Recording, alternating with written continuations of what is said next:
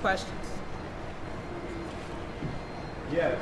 By any chance, do you all know if the officer, the ICE agent, is going to be detained by Minneapolis police officers? What do you guys think about that? Does anybody want to take that? First and foremost, that is the ask today. The ask is for the agencies that are constitutionally required to take matters that are specifically happening in the city of Minneapolis to do their job.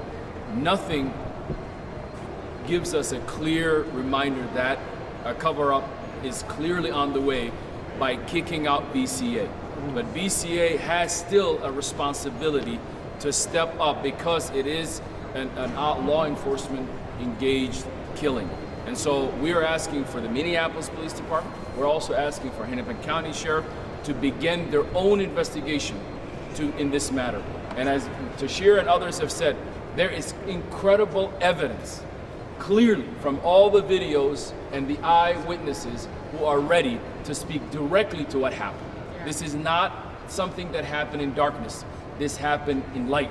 And the public already knows exactly what happened. Law enforcement need to act swiftly. And this is how we show as a nation, as a country, that the laws are on the books and no one is above those laws. So BCA, Minneapolis Police, and as well as the sheriff need to take their responsibility to uphold the Minnesota Constitution and all of the other jurisdiction constitutions by law that they are required to respond to the murder of a resident of this great city and of this city as well.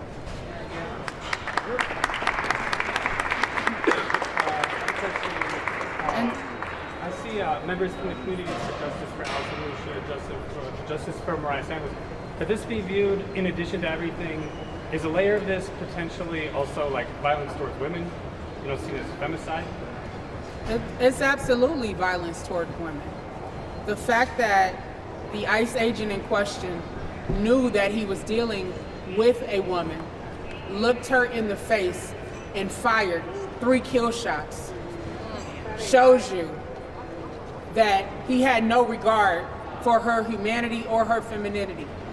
And we've seen it before. Justine Rusacek-Damon, who was killed by the Minneapolis Police Department as a woman, unarmed, trying to report a crime, shot in cold blood. Not to mention the numerous women being dragged by ICE, being treated like they are not human. It's unacceptable. So for us as mothers, we're outraged. This is despicable and it's unconscionable, but what do we expect when the commander-in-chief is a rapist? What do we expect? Definitely a sexist. And people voted for him anyway, not once but twice. So what does that say about our society? It's absolutely unconscionable and disgusting. Any other questions? So, what concrete steps can we the people take today? What can we do? Jaylani referenced earlier, one thing that we can do is put pressure on our local elected officials. The governor has authority over the Bureau of Criminal Apprehension. We don't give a damn what the FBI has said. There's nothing stopping the governor from forcing the Bureau of Criminal Apprehension to conduct its own investigation based on what evidence it has. All they need to do is bring enough evidence to the county attorney to show probable cause for an arrest. Yes. And then the rest of the system will play out the way that it needs to. But the governor has authority. He's just not using it. The mayor of Minneapolis, who we saw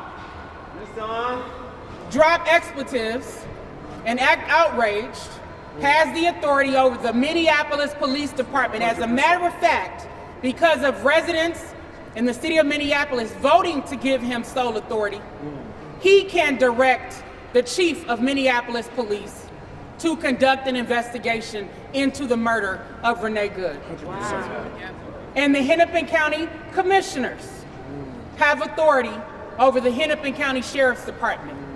And they can direct the Hennepin County Sheriff to conduct an investigation into the murder of Renee Good. So don't fall for the okie doke and think, oh, the FBI took it over, there's nothing that they can do. Why do we have laws on the books that allow local government to bring charges against federal officers if there was nothing they could do? So we as the people need to use our voices, and we need to hold them accountable. I don't care how, if we voted for them in the past, if we think they're good people, if we think they're nice, it's time out for Minnesota niceness, and it's time for justice and accountability. 100%. Period. That's right. We also want to know if this officer right now is even still in Minnesota and engaging in ICE activity. We have no clarity that this person who just murdered this incredible woman is still out. So we need the media, because I will remind you, after the murder of George Floyd, no one is safe. We saw that, including the media, who are trying to get clear information for the public, have been part of the target.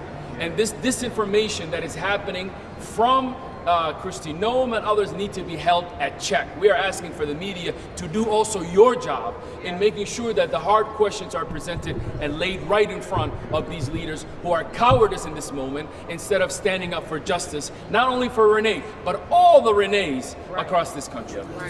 Real quick, one of y'all just said that Tim Walz made a call to Mary Mortery to drop the charges with Ricky Cobb. I was in the room when that happened.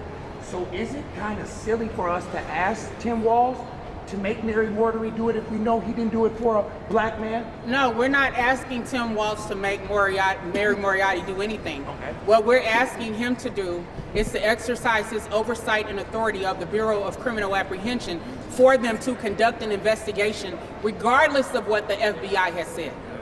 They're using the FBI's decision to exclude them from the case as a justification to do no investigation at all.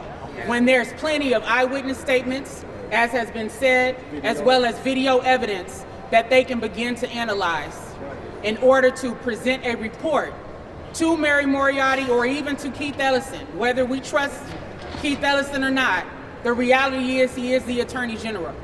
And he has the power to bring charges if he has given a case file that shows probable cause to make an arrest. Who gives him that case file? Do we know? It would be if the BCA or the Hennepin County So if it's sheriffs, taken away from the BCA, he won't get that file.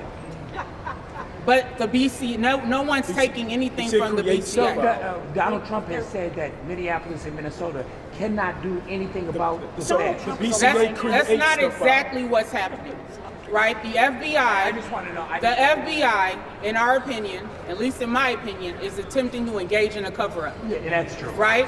That's why they want all the evidence for themselves. But that doesn't mean that there isn't additional evidence out there that a Minnesota-based law enforcement agency can review and bring forward what they have to a prosecutor so that they can determine whether there is probable cause to arrest the ICE agent in question. Keith Ellison would demand Keith Ellison to charge the agent for murder. And I would frankly posit that the video and the eyewitness statements themselves that are part. adequate for probable cause for an arrest. All law enforcement needs in order to arrest someone is probable cause. And I would absolutely posit that that video and the eyewitness statements give them that probable Yes. cause. Arrest. And that is Citizen's why that arrest. man should be sitting in jail right Citizen's now arrest. instead of running around in our community causing more harms. And to Michelle's point, we have an example in the case of Justine Rusacek Damon. Remember, there were no witnesses and there was no video, but Hennepin County Attorney Mike Freeman was quick to bring charges against a black Muslim Somali officer who shot and killed Justine Rusacek Damon. And that officer was actually convicted. And Justine's family was paid, $20 million without any other evidence beyond the fact that a white woman was killed.